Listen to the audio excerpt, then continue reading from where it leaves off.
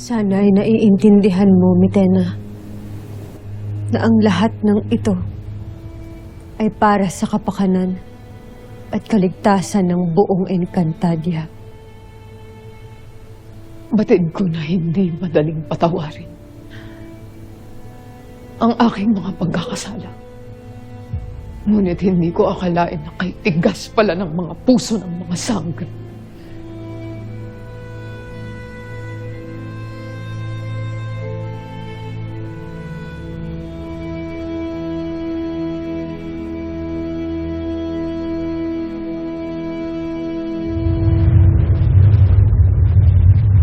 Hindi lingid sa inyong kaalaman ang ginawang pagtataksil ng punong konsehong si Tabon laban sa mahal na harana sa Piro.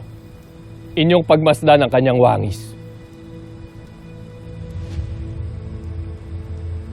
Sa kasalukuyan ay hinahanap pa rin ang pugante at maaaring siya'y napadpad rito.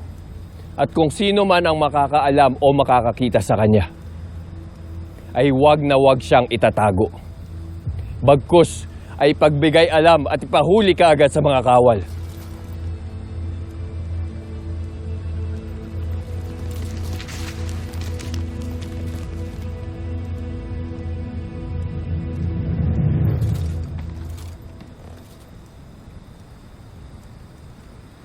Narito si Nahara Perena at Sangre Flamara.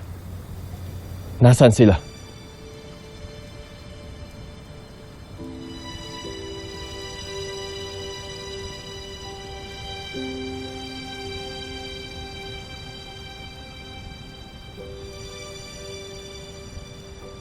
Soldarios.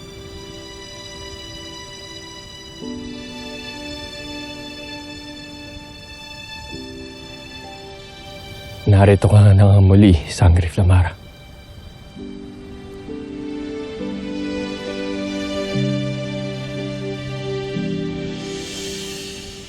Nay, tama po ba na ikinulong natin si Mitena? Pagkatapos niya tayong tulungan, pagkatapos niya tayong bigyan ng babala, hindi pa po ba sapat yun? Para rin sa kapakanan niya, anak. Batid natin na ang pagpanik sa atin ni Mitena iti akong ikagagalit na gargan. O inaamin ko na hindi pa rin buo ang tiwala ko sa kanya. Ngunit naniniwala ako, anak, at nararamdaman ko na kailangan panatilihin siyang ligtas. Kaya't ginawa natin siyang bihag. Nang sa ganun ay hindi isipin ng ating mga kalaban na si Mitena ay bumaliktad na. Ngayon ay magtungo na kayo ni Lyra sa Adamya upang dalhin kay Nunong Imaw ang kanyang balintataw. Katotohanan ba ang aking narinig? Naririto na ang aking balintataw. Nunong Imaw. Opo, Lolo Imaw. Ashti. Tera.